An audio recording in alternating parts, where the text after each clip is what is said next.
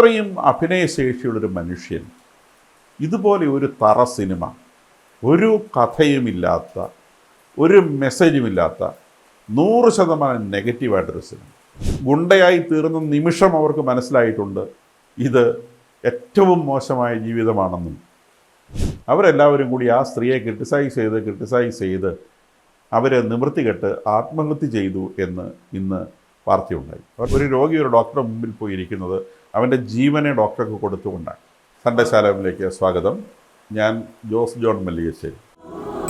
സമീക്ഷ.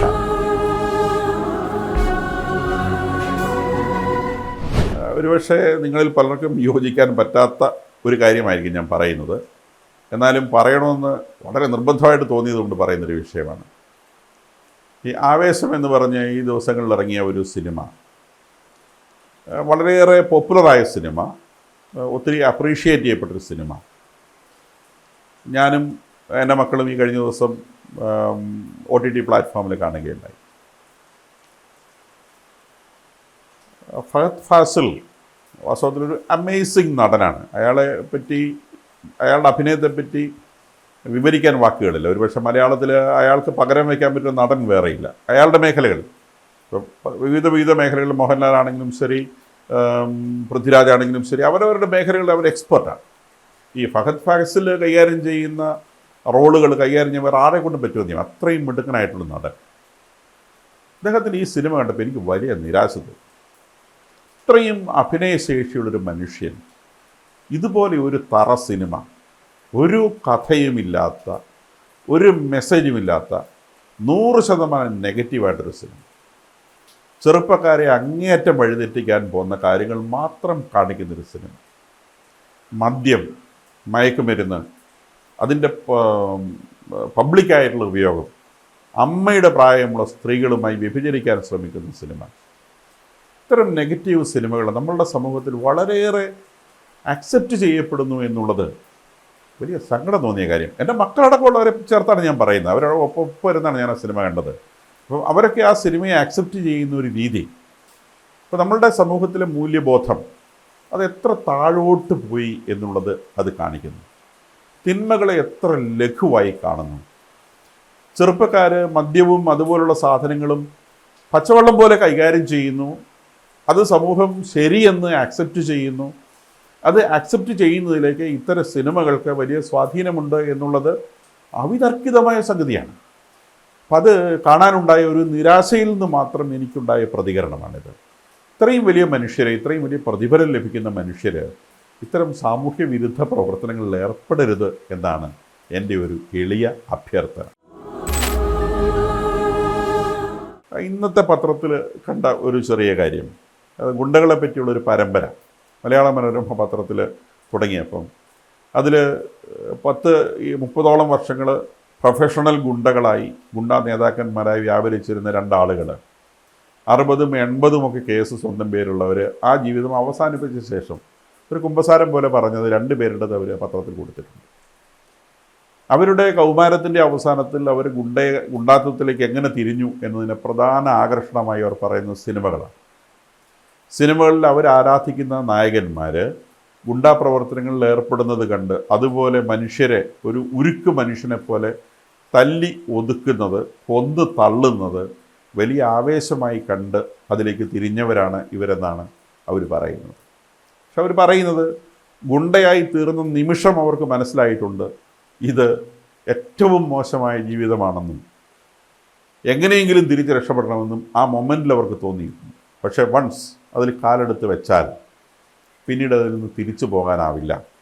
കാരണം കൊന്നവനോട് പിടിച്ചു നിൽക്കണമെങ്കിൽ വീണ്ടും കൊല്ലേണ്ടി വരും. കാരണം അല്ലെങ്കിൽ അവർ സ്വയം കൊല്ലപ്പെടും. അങ്ങനെ വെട്ടിയും കൊന്നും അവർ മുന്നേറി. ഒരു ഗുണ്ടാ പ്രവർത്തനത്തിന് 2 ലക്ഷവും 5 ലക്ഷവും ഒക്കെ റെമ്യൂണറേഷനായി കിട്ടും. പക്ഷേ അതിൽ നിന്ന് കിട്ടുന്ന പരിക്ക് ഭേദമാകാൻ തന്നെ അതിൽ കൂടുതൽ പണം ചിലവാകും. കേസ് നടത്താൻ അതിൻ്റെ 10 ഇരട്ടി പണം വേണ്ടി വരും. ആ പണം കണ്ടെത്താൻ വേണ്ടി വീണ്ടും അവർക്ക് ഗുണ്ടാ പ്രവർത്തനങ്ങൾ ഏർപ്പെടേണ്ടി വരും. അങ്ങനെ ഒരു നെറ്റിൽ പെട്ടുപോയി എന്ന് അവർ കുമ്പസാരിക്കുന്നതായിട്ട് കണ്ടു. അപ്പോൾ അതിൽ ഞാൻ പറയാൻ ഉദ്ദേശിച്ച ഒരു കാര്യം, ഇവരെ ഇത്തരം പ്രവർത്തനങ്ങളിലേക്ക് ആകർഷിക്കുന്നതിൽ സിനിമ പോലത്തെ മാധ്യമങ്ങൾക്ക് വലിയ സ്വാധീനമുണ്ട് എന്നുള്ളതാണ്. സിനിമയൊക്കെ ഉണ്ടാക്കുന്നവർ ഇത് മനസ്സിലാക്കുന്നത് നല്ലതാണ്. ഈ ദിവസങ്ങളിൽ പത്രങ്ങളിൽ കണ്ട വലിയൊരു വാർത്തയാണ്, ഒരു മനുഷ്യൻ ഓർഗൻ ട്രാൻസ്പ്ലാന്റേഷനുമായി ബന്ധപ്പെട്ട് 1000-ഓളം ആളുകളെ ഇന്ത്യയിൽ നിന്ന് വിദേശത്തേക്ക് കടത്തിയിട്ടുണ്ട്. ധാരാളം മലയാളികളും ഇതിൽ ഉൾപ്പെടുന്നുണ്ട്. പണം എങ്ങനെ നേടാമെന്ന് പല ആവശ്യങ്ങൾക്ക് വേണ്ടിയാണ് പണം, ജെനുവിനായിട്ടുള്ള ആവശ്യങ്ങൾക്ക് വേണ്ടിയാണ് പണം. എങ്ങനെ നേടാമെന്ന് കണ്ടെത്താൻ വേണ്ടി നെട്ടോട്ടം ഓടുന്ന മനുഷ്യരെ ട്രാപ്പിൽപ്പെടുത്തുന്ന നല്ലൊരു ടെക്നിക്കാണിത്. നിങ്ങളുടെ ഒരു അവയവം വിൽക്കുക, നിങ്ങൾക്ക് 10 ലക്ഷം രൂപ തരാം, 10 ലക്ഷം രൂപ കൊടുക്കുന്നുണ്ട്. അങ്ങനെ 10 ലക്ഷം രൂപയും കൊടുത്ത് ഈ മനുഷ്യനെ ഇവിടുന്ന് ഹ്യൂമൻ ട്രാഫിക് ചെയ്യാണ്, മനുഷ്യക്കടത്ത് നടത്തുകയാണ്, ഗൾഫ് രാജ്യങ്ങളിലേക്കാണ് കൊണ്ടുപോകുന്നത്. പക്ഷേ ഇതിനകത്തെ വലിയ വസ്തുത, ഈ പോയ പലരും പിന്നീട് തിരിച്ചു വന്നില്ല എന്നുള്ളതാണ്. ഒരു അവയവത്തിന് 10 ലക്ഷം രൂപ കിട്ടി, അത് കുടുംബത്തിൽ ഏൽപ്പിച്ചിട്ടുണ്ട്. പിന്നീട് ഈ പോയ പലരും തിരിച്ചു വന്നിട്ടില്ല. അവൻ്റെ ഒരു അവയവമല്ല, അവൻ്റെ മൊത്തം അവയവവും അവിടുന്ന് അടിച്ചു മാറ്റി എന്നുള്ളതാണ് വാസ്തവം.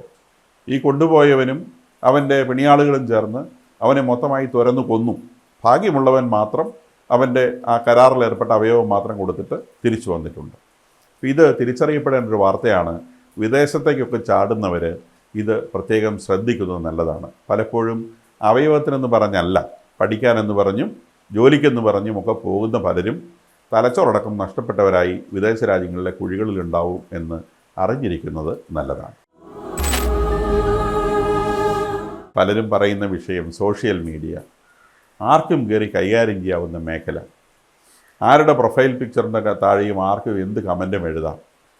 ഈ ദിവസങ്ങളിൽ ഇന്നത്തെ പത്രത്തിൽ കണ്ട ഒരു കാര്യം, കോയമ്പത്തൂർ ഒരു 4ാമത്തെ ഫ്ലോറിൽ നിന്ന് ഒരു അമ്മയുടെ കയ്യിൽ നിന്ന് ഒരു കുഞ്ഞ് വഴുതിപ്പോയി. അത് താഴെ വീണ് പാരപ്പറ്റിൽ തങ്ങിയിരുന്നു. ബാക്കിയുള്ള മനുഷ്യരൊക്കെ കൂടെ ചേർന്ന് അതിനെ രക്ഷപ്പെടുത്തി. വലിയ വാർത്തയായിരുന്നു. ആ സന്തോഷത്തിനിടയിലും ആ അമ്മയെ കുറ്റപ്പെടുത്താൻ ധാരാളം പേരുണ്ടായി എന്നുള്ളതാണ്. ഒരിക്കൽ പോലും ഒരു കുഞ്ഞിനെ കുളിപ്പിക്കുകയോ ഒരു കുഞ്ഞിനെ മൂക്ക് വിഴിഞ്ഞു കൊടുക്കുകയോ ചെയ്യാത്ത മനുഷ്യരായിരിക്കും ഈ അമ്മയുടെ വീഴ്ചയെപ്പറ്റി ഓർത്ത് അവരെ ചീത്ത വിളിച്ചവർ. ഒരമ്മയ്ക്ക് കുഞ്ഞിനോടെന്നുള്ള അറ്റാച്ച്മെൻറ്റ് എന്താണെന്നുള്ളത് ഒരു അമ്മയ്ക്ക് മാത്രം തിരിച്ചറിയാൻ കഴിയുന്ന കാര്യമാണ്. പിന്നീട് മനുഷ്യർക്കും അത് തിരിച്ചറിയാൻ പറ്റും. മനുഷ്യനല്ലാത്ത മൃഗസ്വഭാവമുള്ളവർക്കത് മനസ്സിലാവില്ല. അവരെല്ലാവരും കൂടി ആ സ്ത്രീയെ ക്രിട്ടിസൈസ് ചെയ്ത് അവരെ നിവൃത്തികെട്ട് ആത്മഹത്യ ചെയ്തു എന്ന് ഇന്ന് വാർത്തയുണ്ടായി. അവരുടെ കുഞ്ഞിനെ രക്ഷിച്ചതിനെ കഴിഞ്ഞും വലിയ അപരാധമാണ് ആ സ്ത്രീയെ കോർണർ ചെയ്ത് ആത്മഹത്യ ചെയ്യിച്ചതിലൂടെ ഉണ്ടായത്.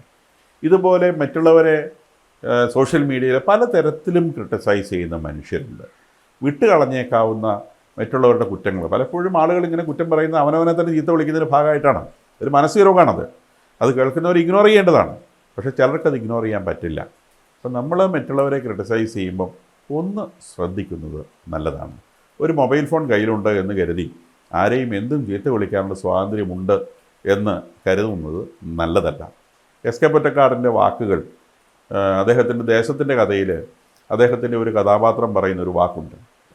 മറ്റുള്ളവരുടെ നെഞ്ചിന് നേരെ എയ്യുന്ന അമ്പുകൾ അവരുടെ നെഞ്ചിൽ പതിച്ചാലും ഇല്ലെങ്കിലും കാലത്തിൻ്റെ തികവിൽ അത് വട്ടം തിരിഞ്ഞ് സ്വന്തം നെഞ്ചിൽ വന്ന് പതിക്കുമെന്ന് ഓർക്കുന്നത് നല്ലതാണ് എന്ന് പറഞ്ഞു വെക്കുന്ന ഒരു സെൻറ്റൻസ് ഉണ്ട്. ഇതെല്ലാവരും ഓർക്കുന്നത് നല്ലതാണ്.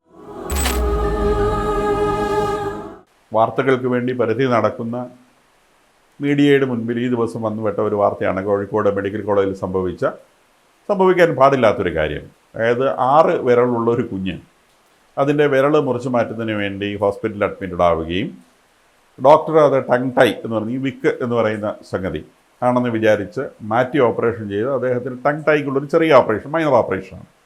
ആ ഓപ്പറേഷൻ ചെയ്യുകയും ചെയ്തു എന്നുള്ളതാണ് വാർത്ത. ഈ പറയുന്ന 2 മൈനർ ഓപ്പറേഷനാണ്.